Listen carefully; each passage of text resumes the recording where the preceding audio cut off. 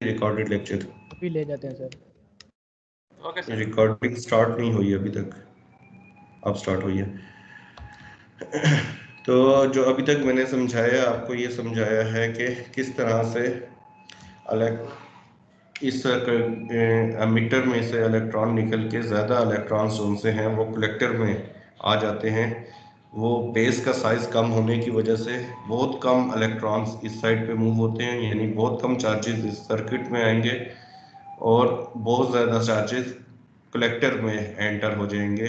यहाँ से एमिटर से एमिट होके कलेक्टर में आ जाएंगे और इस सर्किट का करंट बहुत ज़्यादा बनेगा एज कम्पेयर टू इस सर्किट के। ये सर्किट जो सा इनपुट सर्किट है, जब तक यहाँ का करंट नहीं बनेगा, IB करंट नहीं बनेगा, IC करंट ज़ीरो होगा, इस सर्किट में करंट नहीं फ्लो करेगा। जब ये IB करंट बनेगा उस वक्त IC करंट प्रोड्यूस होगा और IC करंट काफ़ी ज़्यादा होगा IB करंट के।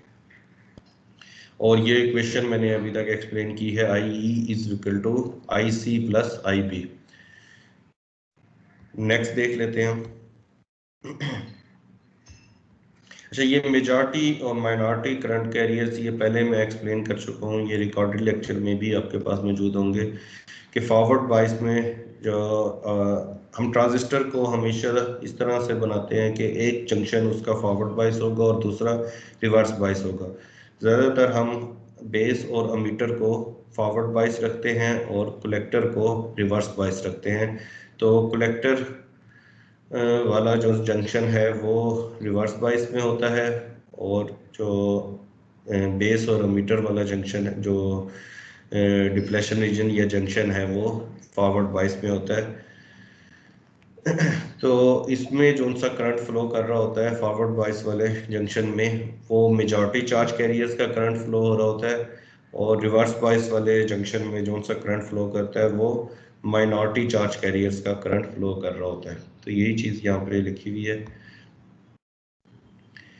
नेक्स्ट है explanation of transfer of resistor. अब इसमें अब ट्रांजिस्टर का नाम किस तरह से पड़ा, ट्रांजिस्टर ट्रांसफर ऑफ रेजिस्टर से निकला है। इसमें हो क्या रहा होता है कि ये डिप्लेशन रीजन जो सा क्रिएट होता है, ये एक किस्म का रेजिस्टर को रिप्रेजेंट कर रहा होता है, क्योंकि ये चार्जेस को आगे फ्लो करने से रोक रहा होता है। तो opposition inflow of charges is called resistance, और उसी डिवाइस का नाम रेजिस्टर होता है जो कि जिसकी रेजिस्टेंस होती है।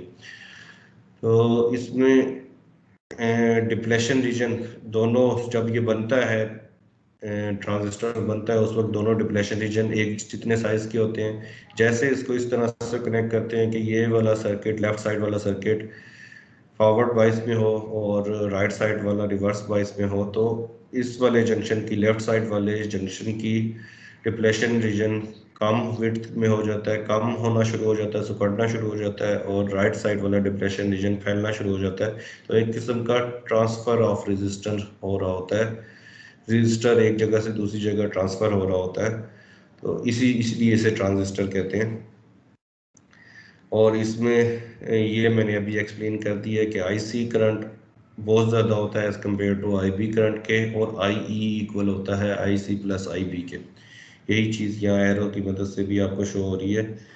वैसे माइनॉरिटी कैरियर्स का करंट बहुत कम होता है, लेकिन अमीटर के अमिट करने की वजह से बहुत ज़्यादा इलेक्ट्रॉन्स बेस में आते हैं और बेस में से बहुत कम इलेक्ट्रॉन्स इस टर्मिनल पे मूव होते हैं, इस बैटरी की तरफ आते हैं। ज़्यादा अपनी इनर्शिया की वजह से मूव कर जाते हैं इसमें कलेक्टर में, और कलेक्टर में हाई एंड होता है। ये अभी इस टाइम पे PNP ट्रांजिस्टर है, तो इसकी पोलैरिटी चेंज है। इधर भी देखें पॉजिटिव लगा हुआ है P के साथ, ये NPN नहीं है, PNP है। तो इसमें ये नेगेटिव चार्जेस, इसमें से बहुत ज़्यादा होल्स इधर मूव करेंगे और बेस में से टर्मिनल में से बहुत कम होल यहाँ पे पास करेंगे। ज़्यादा होल जो से हैं वो कलेक्टर की तरफ मूव हो जाएंगे और कलेक्टर के इस एंड में नेगेटिव एंड जो सा है उनको अट्रैक्ट कर लेगा, क्योंकि ये वाली बैटरी इस वाली की निस्बत, VCC की निस्बत VEE ज़्यादा बड़ी होती है। अब इसमें करंट गेन वो क्या होता है, अल्फा और बीटा ट्रांजिस्टर के क्या होते हैं।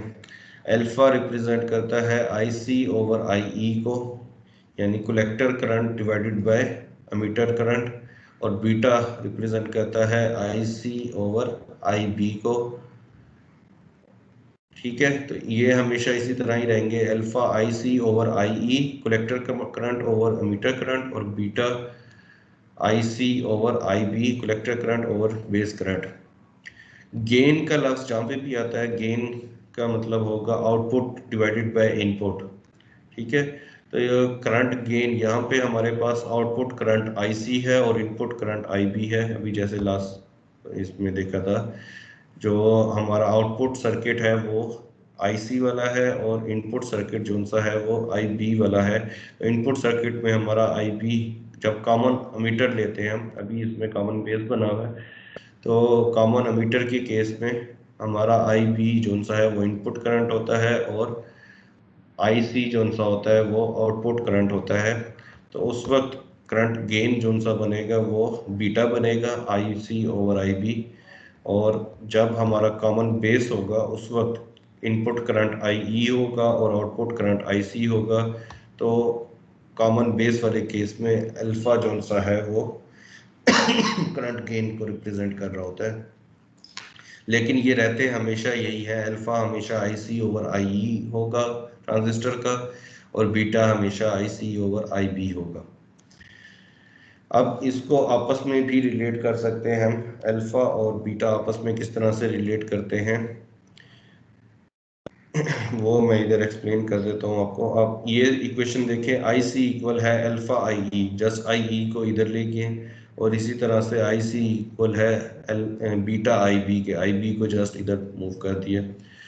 तो ये इक्वेशन हमारी बनी है। अब ये हम देख लेते हैं बीटा किस तरह से अल्फा ओवर 1 ओवर अल्फा होता है, इसको मैं ड्राइव करके दिखा देता हूँ।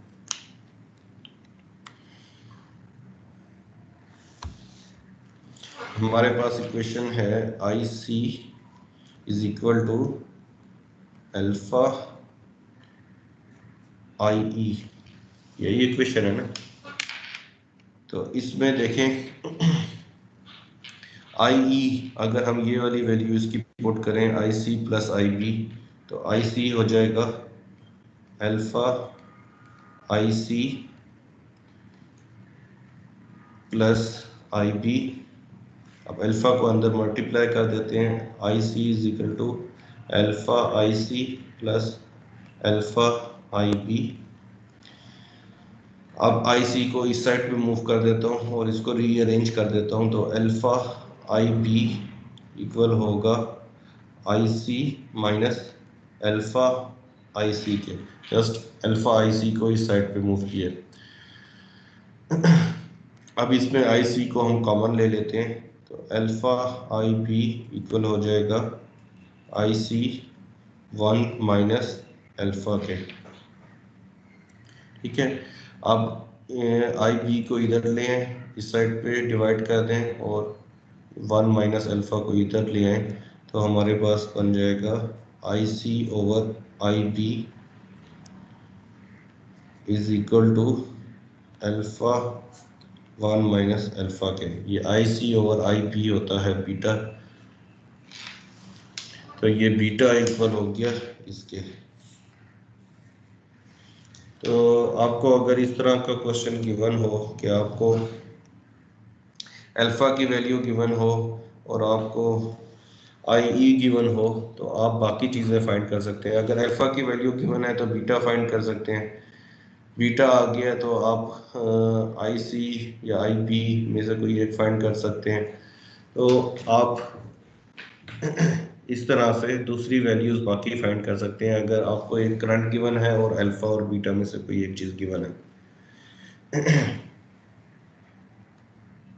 तो ये वाले न्यूमेरिकल भी आप देख लीजिएगा कि जिसमें एक करंट गिवन हो और अल्फा और बीटा में से कोई चीज़ गिवन हो, तो बाकी चीज़ें कैसे फाइंड कर सकते हैं, वो इन्हीं फार्मूलों के थ्रू कर सकते हैं। नेक्स्ट कौन सा है, बाइसिंग किस तरह से करनी है। बाइसिंग करने के लिए आपको किसी एक को कॉमन रखना पड़ता है, क्योंकि बाइसिंग दो सर्किट इसके बनते हैं, इनपुट सर्किट और आउटपुट सर्किट, यानी दो बैटरीज लगेंगी और 2 बैटरीज को 4 टर्मिनल की रिक्वायर्ड होगी। 4 टर्मिनल नहीं होते हमारे पास ट्रांजिस्टर में, हमारे पास 3 टर्मिनल होते हैं, तो एक को आपको कॉमन रखना पड़ता है, मतलब उसके साथ 2 बैटरीज अटैच करेंगे और उसी को हम ज़्यादातर ग्राउंड कर देते हैं जो उनसे टर्मिनल हम कॉमन रखते हैं। कॉमन बेस का सर्किट किस तरह से बनेगा? आपने सर्किट बनाते हुए बायसिंग करते हुए ये ख्याल रखना है कि बेस और एमीटर फॉरवर्ड बायस होंगे और कलेक्टर रिवर्स बायस में होगा हमेशा। बाकी सिंबल जो है वो आपको बता रहा है इसमें कि ये एनपीएन ट्रांजिस्टर है, आउटवर्ड है इसकी डायरेक्शन एरो की, तो ये एनपीएन ट्रांजिस्टर है और इसमें बेस को हमने कॉमन बनाना है। तो अमीटर को हम बैटरी के क्योंकि एन टाइप है तो एन टाइप को हमने किस में रखना है? फॉरवर्ड बायस में रखना है मीटर को, यानी कि एन टाइप को हम नेगेटिव टर्मिनल से जोड़ेंगे और पी बेस को हम पी टाइप जो सा है उसको पॉजिटिव से जोड़ेंगे, तो मीटर और बेस हमारा फॉरवर्ड में आ गए। कलेक्टर को हमने रिवर्स बायस में करना है, मतलब कलेक्टर को हम इस तरह से जोड़ेंगे कि वो कलेक्टर एन टाइप है तो एन टाइप को पॉजिटिव से जोड़ देंगे बैटरी के, तो ये कलेक्टर जो सा है हमारा रिवर्स बायस में आ जाएगा। और ये वाला टर्मिनल ज़्यादातर ग्राउंड होता है, तो हमारा ये जो हमने कंडीशन रखी है ये फुलफिल हो रही है और इस तरह से ये सर्किट बन जाएगा। इसी तरह इसका पी जो सा है वो उसका उल्टा होगा, इसमें एरो डाउनवर्ड है और पोलैरिटीज जो सी हैं ये अपोजिट है, लेकिन होगा इसमें भी वही कि एक मीटर और बेस फॉरवर्ड बायस होंगे और कलेक्टर रिवर्स बायस होगा। इसी तरह कॉमन कलेक्टर जब हम करेंगे तो कॉमन कलेक्टर के केस में भी इसमें वी इन जो सा है ये वोल्टेज सोर्स सर आपकी लगा हुआ आवाज है। सही नहीं आ जी बेटा, आज थोड़ा नेट का प्रॉब्लम है तो ये रिकॉर्ड हो रहा है लेक्चर, तो रिकॉर्डेड आपको मिल जाएगा। तो आवाज़ की वजह से अगर किसी को प्रॉब्लम हो रही है आवाज़ के कटने की वजह से, तो रिकॉर्डेड लेक्चर लाजमी लीजिएगा। वी इन इसमें जो सा है एसी वोल्टेज सोर्स है, ये इसको निगलेक्ट कर दें एसी वोल्टेज सोर्स को। ये जस्ट यहाँ पे जो हमारा, क्योंकि एज एम्पलीफायर जब हम ट्रांजिस्टर को यूज़ करते हैं तो इनपुट वोल्टेज को आउटपुट वोल्टेज में कन्वर्ट कर रहे होते हैं। इनपुट कम वोल्टेज दे रहे होते हैं, एसी वोल्टेज देते हैं, और आउटपुट हमें ज़्यादा बढ़ के वो वोल्टेज मिलता है। तो इसमें बायसिंग जो सी है ये वी की थ्रू हुई हुई है। इसमें हमने कलेक्टर को कॉमन रखा हुआ है, तो बेस और अमीटर को आपने फॉरवर्ड बायस करना है, यानी बेस जो कि ये एनपीएन ट्रांजिस्टर है तो इसमें बेस पी टाइप है, पी टाइप को हमने पॉजिटिव से मिलाया है, और कलेक्टर वैसे ही यहाँ पे नेगेटिव से मिला हुआ है, लेकिन कलेक्टर को हमने रिवर्स बायस रखना है। तो आपको पता है कि वीबीपी कम पोलैरिटी की होती है, वीईई ज़्यादा पोलैरिटी की होती है, और यही जो सा टर्मिनल है इसको हमने ग्राउंड करना है। तो कलेक्टर अमीटर की निस्बत, अमीटर को यहाँ नेगेटिव से जोड़ा हुआ है, तो कलेक्टर अमीटर की निस्बत कम पोलैरिटी में है और बेस की निस्बत भी कम पोलैरिटी में है, तो कलेक्टर इसका मतलब है कि वो रिवर्स बायस में ही है। और अमीटर को हमने नेगेटिव से जोड़ा हुआ है, तो अमीटर एन टाइप है, ये फॉरवर्ड बायस में है। और इसी तरह से इसका पी एन पी कनेक्शन किया हुआ है, जैसे उसमें पोलैरिटीज इन्वर्ट हो गई हैं। लास्ट कौन सा है? Common ammeter.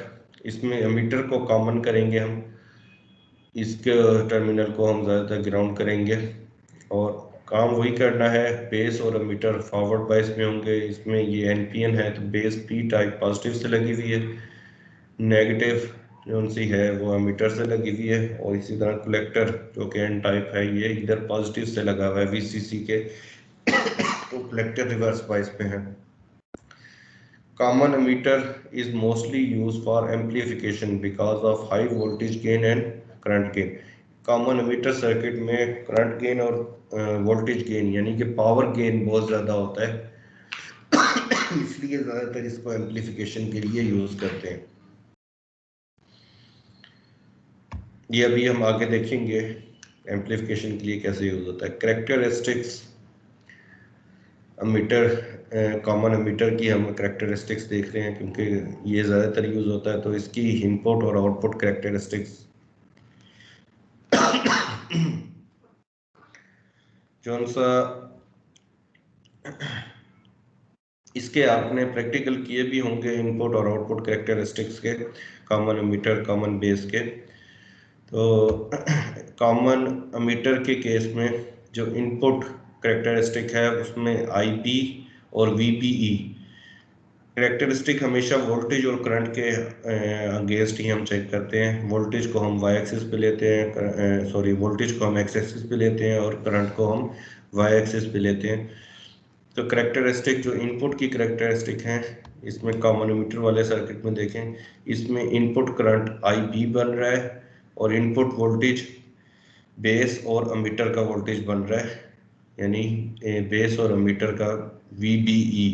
तो इन्हीं दोनों के अक्रॉस IB और VBE के अक्रॉस हमने इनपुट करेक्टरिस्टिक देखनी है। अब इसमें होता क्या है कि जब हम इनपुट में चेंज करते हैं, इनपुट करंट को चेंज करते हैं या इनपुट वोल्टेज को चेंज करते हैं, तो आउटपुट वोल्टेज भी चेंज हो जाता है। लेकिन जो हमने करेक्टरिस्टिक बनानी है तो हमने आउटपुट सर्किट को सेम रखना है, यानी कि आउटपुट वोल्टेज जो VBE वोल्टेज बनेगा उसको हमने फिक्स वैल्यू पे रखना है। तो यहाँ आप चेंज करेंगे, ये सर्किट भी चेंज होगा, इसे दोबारा आपने उसी वैल्यू पे यहाँ चेंज करके VCC को चेंज करके आपने इसको दोबारा उसी फिक्स वैल्यू पे सेट करना है और फिर आपने IB और VBE की रीडिंग लेनी है। तो ये जब ग्राफ आप ड्रा करेंगे तो ये ग्राफ फिक्स्ड VCE पे आपको इस तरह का मिलेगा, एक वेव मिलेगी, एक लाइन आपको नज़र आ रही होगी। ये बिल्कुल सेम वैसे ही है जैसे डायोड की फॉरवर्ड करेक्टरिस्टिक्स थी। इसी तरह VCE जब आप बढ़ाते जाएंगे तो ये वोल्टेज की तरफ ज़्यादा वोल्टेज आपको मिलना शुरू हो जाएंगे। जब VCE की वैल्यू आप ज़्यादा बढ़ाते जाएंगे, VCE को आपने फिक्स्ड रखना है, तो हर फिक्स्ड वैल्यू रख के आपने IB और VBE की रीडिंग नोट करनी है। इससे जो ग्राफ बनेगा वो फॉरवर्ड करेक्टरिस्टिक ग्राफ भी इसे कहते हैं, इसे बेस करेक्टरिस्टिक, क्योंकि इसमें जो इनपुट सर्किट है वो बेस का सर्किट है। मीटर तो वैसे कॉमन है, तो बेस का सर्किट इनपुट सर्किट है और कलेक्टर का सर्किट आउटपुट सर्किट है, तो इसे बेस करेक्टरिस्टिक भी कहते हैं, फॉरवर्ड करेक्टरिस्टिक भी कहते हैं, और ज़्यादातर इसे इनपुट करेक्टरिस्टिक ऑफ ट्रांजिस्टर कहते हैं। ठीक है, तो ये सारे इसी के नाम हैं। सेकंड आउटपुट करेक्टरिस्टिक शो की हुई है कॉमन एमिटर की, इसे रिवर्स बायस करेक्टरिस्टिक भी कहते हैं और इसी को कलेक्टर करेक्टरिस्टिक भी कहते हैं। ये किस तरह से बनेंगी, आउटपुट करंट और आउटपुट वोल्टेज के अक्रॉस हमने लेना है, यानी ये सर्किट, ये जो सर्किट है इसमें आउटपुट करंट IC है और आउटपुट वोल्टेज VCE है, कलेक्टर और एमिटर का वोल्टेज है। तो इन दोनों के अक्रॉस जब हम ग्राफ बनाएंगे तो वो हमारा आउटपुट करेक्टरिस्टिक शो करेगा ट्रांजिस्टर की। लेकिन आउटपुट सर्किट में जब हम कोई चीज़ चेंज करते हैं IC या VCE, तो इनपुट सर्किट भी उससे चेंज होता है। तो इनपुट सर्किट का करंट IB को आपको फिक्स रखना पड़ेगा, IB की वैल्यू दोबारा उस वैल्यू पे सेट करनी पड़ेगी जब आप आउटपुट में या VCC को चेंज करके IB को आपने VCC चेंज करेंगे, IB चेंज होगा, तो आपने VBB को चेंज करके IB को फिक्स करना है और इसकी फिक्स वैल्यू पे IC और VCE को नोट करना है। तो जब इसकी फिक्स वैल्यू 0 माइक्रो एम्पेयर रखी थी उस वक्त ये वाला ग्राफ बना था, जब 10 माइक्रो एम्पेयर रखी होगी उस वक्त यूं ग्राफ बना होगा, यानी कि करंट बढ़ता जा रहा है तो हमारा ये ज़्यादा करंट हमें मिलना शुरू हो रहा है, IC हमारे बढ़ के मिल रहा है। और यहाँ एक बड़ी अहम चीज़ है नोट करने वाली कि IB आप माइक्रो एम्पेयर में बढ़ा रहे हैं, यहाँ देखें 0 माइक्रो एम्पेयर है, यहाँ 10 माइक्रो एम्पेयर है, IC जो सा है वो मिली एम्पेयर में बढ़ रहा है। ये यहाँ पे 0 से 1 मिली एम्पेयर हुआ है और यहाँ 0 से 10 माइक्रो एम्पेयर हुआ है, यानी कि 1000 टाइम्स ज़्यादा इंक्रीज हो रहा है आउटपुट करंट इनपुट करंट की निस्बत।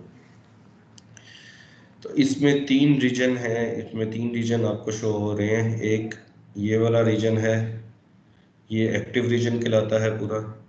एक ये इतना सा रीजन शो हो रहा है जो कि सैचुरेटेड रीजन शेडेड आपको शो हो रहा है यहाँ पे, आईसी के अक्रॉस, आईसी के अलोंग शो हो रहा है आपको। और एक वोल्टेज एक्सिस के एक्स एक्सिस के अलोंग शो हो रहा है कट ऑफ रीजन। इन तीनों रीजन को मैं आगे एक्सप्लेन करूंगा एंड में। नेक्स्ट कौन सा है, ट्रांजिस्टर एज एन एम्पलीफायर। बहुत बड़ी एप्लीकेशन है। हम बीजेटी पढ़ रहे हैं। बीजेटी ट्रांजिस्टर ज़्यादातर एम्पलीफिकेशन के लिए ही यूज़ होते हैं। बाकी स्विचिंग के लिए जो उनसे हैं वो एफईटी ट्रांजिस्टर यूज़ होते हैं। एफईटी हम इस कोर्स में उसका मैं ओवरव्यू आपको दे दूंगा क्या होता है एफईटी। तो transistor as an amplifier, amplifier में एन एम्पलीफायर क्या होता है, amplifier an amplifier electronic amplifier और AMP amp is an electronic device that can increase the power of a signal, जो कि इनपुट की निस्बत आउटपुट हमें ज़्यादा बढ़ा के दे, उस सेक्शन को एम्पलीफिकेशन कहते हैं। यानी कि इनपुट सिग्नल की एम्पलीट्यूड कम होती है as compare to output signal की एम्पलीट्यूड के, तो एम्पलीट्यूड बढ़ा के ये हमें दे देता है, इसलिए इसे एम्पलीफायर कहते हैं। अब इसमें गेन मैंने आपको बताया था कि एम्पलीफायर की गेन चेक करने हो तो आउटपुट, जो आउटपुट आ रही है डिवाइड बाय इनपुट आप करेंगे तो आपको गेन फैक्टर मिलेगा। अगर आप गेन फैक्टर करंट का चेक करना चाह रहे हैं तो आउटपुट की करंट डिवाइडेड बाय इनपुट की करंट करेंगे तो करंट गेन मिलेगा। अगर वोल्टेज गेन मेजर करना चाह रहे हैं तो आउटपुट का वोल्टेज डिवाइडेड बाय इनपुट का वोल्टेज करेंगे, वोल्टेज गेन एम्पलीफायर का मिलेगा। अगर पावर गेन चेक करना चाह रहे हैं तो आउटपुट की पावर और इनपुट उसे इनपुट की पावर से डिवाइड करेंगे तो हमारे पास पावर गेन आ जाएगा एम्पलीफायर का। अब इस सर्किट में हम देख लेते हैं ये ट्रांजिस्टर एज एम्पलीफायर किस तरह से काम करता है। ये सर्किट पहले इसको समझते हैं, ये इसमें क्या क्या अटैच है। इसमें ये VI, ये जो AC वोल्टेज सोर्स है, एक VI इनपुट वोल्टेज को रिप्रेजेंट कर रही है। एक कैपेसिटर लगा हुआ है और ये VBB कॉमन एमीटर हमने किया हुआ है। बेस के ये बैटरी लगाई हुई है जो कि इसने फॉरवर्ड बाइसिंग की हुई है बेस को, और कलेक्टर की बैटरी VCC और RC जो कलेक्टर की रेजिस्टेंस है उसको रिप्रेजेंट कर रही है। V0 आउटपुट वोल्टेज को रिप्रेजेंट कर रही है और ये कैपेसिटर लगा हुआ है। ये कैपेसिटर इनपुट में भी है और आउटपुट में भी है। ये क्यों है इसको मैं एक्सप्लेन कर देता हूँ। अच्छा, वी इन को आप एक रियल टाइम माइक से आप इसको अज्यूम करें कि वी इन माइक क्या होता है कि आपकी वॉइस के सिग्नल को कन्वर्ट कर देता है वोल्टेज की फॉर्म में। तो ये VI जो सा है ये एक माइक लगा हुआ है जो कि हमें वॉइस को कन्वर्ट कर रहा है वोल्टेज की फॉर्म में, AC की फॉर्म में हमें वॉइस सिग्नल दे रहा है। और ये V0 जो सा है ये आप कंसीडर कर लें कि ये एक स्पीकर लगा हुआ है। स्पीकर को हम वोल्टेज देते हैं तो वो उसको साउंड की फॉर्म में, साउंड एनर्जी में कन्वर्ट कर देता है, इलेक्ट्रिक एनर्जी को साउंड एनर्जी में कन्वर्ट करता है, जबकि माइक साउंड एनर्जी को इलेक्ट्रिक एनर्जी में कन्वर्ट करता है। तो ये VI वोल्टेज सोर्स है और ये V0 output voltage source, output voltage है। अब ये भी वॉइस में कन्वर्ट करना है इसने भी, और इसने भी वॉइस में कन्वर्ट करना है। कैपेसिटर इसमें क्या कर रहा है कि कैपेसिटर आपको याद होगा कि ये AC को तो पास करने देता है लेकिन DC को पास नहीं करने देता। मतलब इस बैटरी का इफेक्ट इस VI पे ना पड़े तो इसलिए ये कैपेसिटर बीच में लगाया हुआ है। DC को ये पास नहीं करने देगा, ये VI का इफेक्ट इस साइड पे आने देगा लेकिन VBB का इफेक्ट उस साइड पे नहीं जाने देगा। तो AC को ये पास करने देगा, DC को नहीं पास करने देगा। इसी तरह यहाँ पे भी AC सिग्नल तो यहाँ पे पहुंच जाएगा V नॉट पे, लेकिन इस VCC का इफेक्ट यहाँ पे ना पहुंच सके, इसलिए ये कैपेसिटर बीच में लगाया गया है। ये DC को पास नहीं करने देगा। ये कैपेसिटर का मकसद सिर्फ यहाँ पे यही है। नेक्स्ट देखते हैं हमारा इसमें वोल्टेज गेन क्या बनेगा। अब वोल्टेज गेन हमें पता है, gain output divide by input होता है। अगर वोल्टेज गेन हमने देखना है तो आउटपुट वोल्टेज जो कि V नॉट है डिवाइडेड बाय इनपुट वोल्टेज जो कि VI है, उससे हमें वोल्टेज गेन मिलेगा इस सर्किट का। अब इनपुट वोल्टेज को देखें तो इनपुट वोल्टेज VI जो कि है वो बिल्कुल पैरेलल में है VBB के, तो वो इक्वल होगा VBB के, क्योंकि पैरेलल में वोल्टेज सेम होता है। और VBB वाले सर्किट को देखें तो VBB, और क्योंकि यहाँ पे तो इसका इफेक्ट जा नहीं रहा, सारा इफेक्ट इस साइड पे ही आ रहा है, तो VBB और इस सर्किट में अगर IB करंट प्रोड्यूस हो रहा है तो IB RB और बेस और अमीटर का वोल्टेज जो कि VBE है, ये ऐड हो रहे हैं। ये इस डिस्टेंस के अक्रॉस जो वोल्टेज ड्रॉप हो रहा है उसे अगर मैं VB कहता हूँ, वो IB RB से मिलेगा हमें। तो वो वोल्टेज और VBE ये दो यहाँ पे वोल्टेज ड्रॉप हो रहे हैं, और VBB जो सा है ये वोल्टेज जनरेट हो रहा है। तो KVL इसके ऊपर लगाएं तो जनरेटेड वोल्टेज इक्वल होता है सम ऑफ वोल्टेज ड्रॉप के। तो एक वोल्टेज ड्रॉप इधर RB के अक्रॉस हो रहा है, एक बेस और अमीटर के अक्रॉस हो रहा है जो कि VBE है। तो इन दोनों का सम इक्वल होगा VBB के, और VBB इक्वल है VI के, क्योंकि ये दोनों आपस में पैरेलल में है। तो ये इनपुट वोल्टेज की इक्वेशन बन रही है। आउटपुट वोल्टेज जो सा है उसकी इक्वेशन देखें। आउटपुट वोल्टेज V नॉट है, V नॉट ये पैरेलल में बन रहा है कलेक्टर और अमीटर के वोल्टेज के, यानी कि VCE के पैरेलल में बिल्कुल बन रहा है ये। तो V नॉट और VCE इक्वल होंगे, और ये इक्वल होंगे इस पूरी ब्रांच के वोल्टेज के। तो इस पूरी ब्रांच का वोल्टेज हम कैलकुलेट करें तो VCC इसमें वोल्टेज जनरेट हो रहा है और इस रेजिस्टेंस के अक्रॉस वोल्टेज ड्रॉप हो रहा है, तो वोल्टेज जनरेटेड इक्वल होता है वोल्टेज ड्रॉप के। तो VCC इक्वल होगा इसके, अगर इस सर्किट में IC करंट प्रोड्यूस हो रहा है तो ये IC करंट जस्ट इधर ही फ्लो हो रहा है, क्योंकि ये DC करंट बन रहा है, इसमें से पास नहीं होगा, सारा करंट यहीं पे आएगा। तो IC करंट अगर इधर से पास हो रहा है तो IC इंटू RC, या इसको यूं कह सकते हैं हम कि ये जो वोल्टेज बन रहा है इसका, वो पूरी इस ब्रांच का वोल्टेज क्या बनेगा, VCC minus ICRC, voltage generated minus voltage drop. तो यहाँ का इस पूरी ब्रांच का वोल्टेज बनेगा, और वही वोल्टेज इक्वल होगा VCE और V नॉट के। तो ये आउटपुट वोल्टेज की इक्वेशन बन रही है, V नॉट इक्वल है VCE जो कि इक्वल है VCC माइनस ICRC के।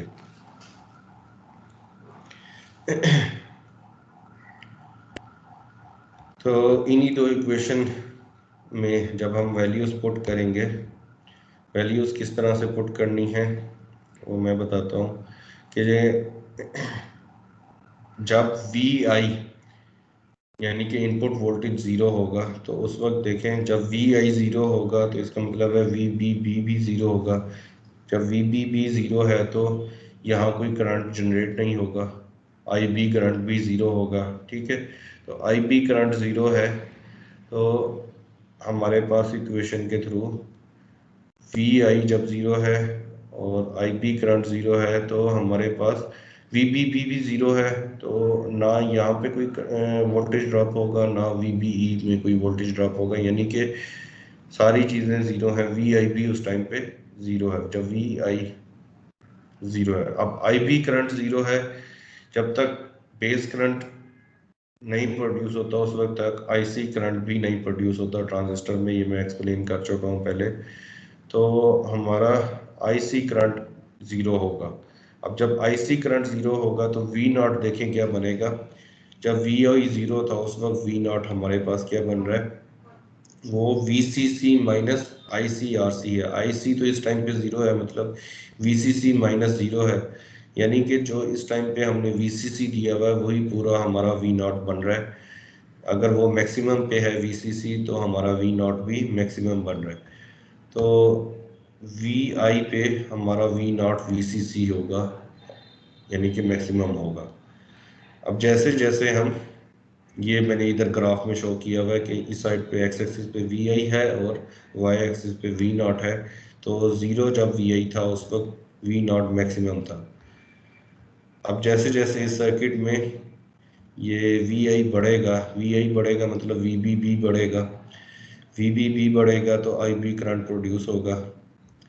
ठीक है, अगर जब तक IB करंट कब प्रोड्यूस होगा, कब इस सर्किट में से करंट पास होने लगेगा, जब ये इसके पोटेंशियल डिफरेंस को या इसके जो बैरियर पोटेंशियल था, इसके जो डिप्लेशन रीजन था बेस और एमिटर का, जब तक उसे पूरा ख़त्म नहीं कर जाता उस वक्त तक IB ने प्रोड्यूस नहीं होना।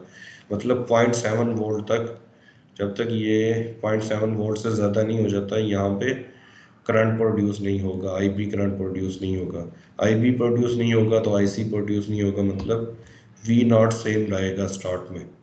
ठीक है, जैसे ये वाला पॉइंट आएगा, ये 0.7 को रिप्रेजेंट कर रहा है, तो ये 0.7 आएगा, उसके बाद IB करंट प्रोड्यूस होना शुरू होगा। IB करंट प्रोड्यूस होगा तो IC प्रोड्यूस होगा, और IC होगा तो वो VCC में से माइनस होगा, यानी कि V नॉट कम होता हुआ मिलेगा हमें।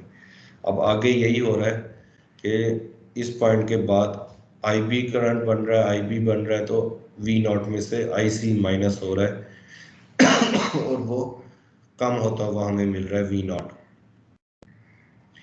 अब इस रीजन में जो ये 0.7 वोल्ट का था सिलिकॉन के केस में, उसमें IC हमारे पास 0 वोल्ट रह रहा था, क्योंकि IB करंट नहीं प्रोड्यूस हो रहा था तो IC भी 0 वोल्ट रह रहा था। इस रीजन में 0.7 के बाद वाले रीजन में IB करंट मिल रहा है, IB के मुकाबले में IC बहुत ज़्यादा मिल रहा है, और IC वोल्टेज को बहुत ज़्यादा डिक्रीज कर रहा है। अब इस रीजन में IC बढ़ रहा है, लेकिन वो हमारा V नॉट जो सा है वो डिक्रीज होता हुआ मिल रहा है इस इक्वेशन की वजह से। VCC माइनस IC बढ़ेगा तो वो उतना ज़्यादा माइनस होगा VCC में से, और V नॉट हमारा कम होता हुआ हमें मिलेगा। V नॉट कम होता रहेगा, लेकिन एक वक्त ऐसा आएगा कि ये फिर से दोबारा कांस्टेंट हो जाएगा। अब VI इंक्रीज करने से V नॉट कम नहीं होगा, मतलब कि IC जो सा है, ये कौन सा पॉइंट है, IC इस पॉइंट पे अपनी मैक्सिमम वैल्यू पे पहुंच गया। इस सर्किट में से जितना मैक्सिमम करंट प्रोड्यूस हो सकता है वो सैचुरेशन करंट कहलाता है। I मैक्स से रिप्रेजेंट होता है, IC मैक्स, यानी कि IC अपनी मैक्सिमम वैल्यू पे पहुंच गया है। उसके बाद वो क्योंकि मैक्सिमम वैल्यू पे पहुंच चुका है तो वो VCC में से वही वैल्यू ही हमेशा माइनस होगी और V नॉट हमें सेम ही मिलेगा, यानी कि वो फिर से कांस्टेंट हो जाएगा। अब IC अपनी इस पॉइंट पे सैचुरेटेड पे पहुंच चुका है, तो इस पॉइंट को हम सैचुरेटेड पॉइंट कहते हैं। और इसके बाद इस पूरे रीजन में, सैचुरेटेड रीजन में, IC जो सा है वो मैक्सिमम वैल्यू पे है, और V नॉट जो सा है वो बिल्कुल ज़ीरो के करीब तरीन है।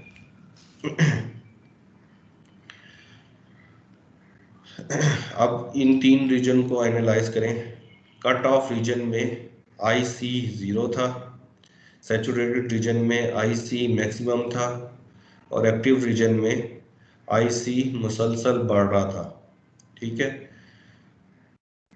अब ट्रांजिस्टर एज अ एम्पलीफायर इस एक्टिव रीजन में वर्क करता है, यानी कि IB बढ़ाने से IC बहुत ज़्यादा बढ़ता है, और हमें ट्रांजिस्टर, इसलिए इसे एक्टिव रीजन कहते हैं। इसमें इनपुट करंट बढ़ाने से आउटपुट करंट IC करंट बहुत ज़्यादा हमें बढ़ा हुआ मिलता है, तो इस रीजन को हम एक्टिव रीजन कहते हैं।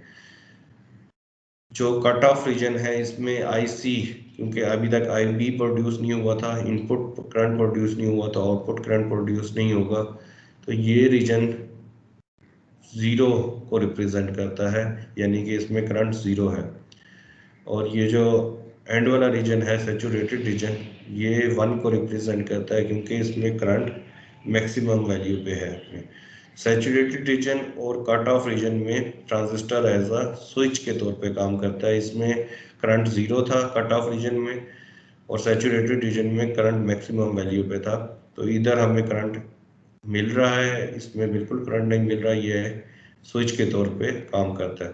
तो जौन सा ट्रांजिस्टर आपने स्विच एज अ स्विच बनाना हो, उसमें कट ऑफ रीजन और सैचुरेटेड रीजन को ऐसा बनाया जाता है कि वो ज़्यादा से ज़्यादा बड़ा हो और एक्टिव रीजन नैरो से नैरो हो, पतले से पतला हो। तो वो ट्रांजिस्टर एज अ स्विच के तौर पे काम करता है। जिस ट्रांजिस्टर को एज अ एम्पलीफायर बनाना हो, उसमें कट ऑफ रीजन बहुत पतला रखा जाता है, सैचुरेटेड रीजन बहुत पतला रखा जाता है, उसमें वाइडर एरिया जो सा होता है वो एक्टिव रीजन का होता है। तो वो वाला ट्रांजिस्टर एज अ एम्पलीफायर काम करता है। ठीक है बेटा, कोई क्वेश्चन हो इधर?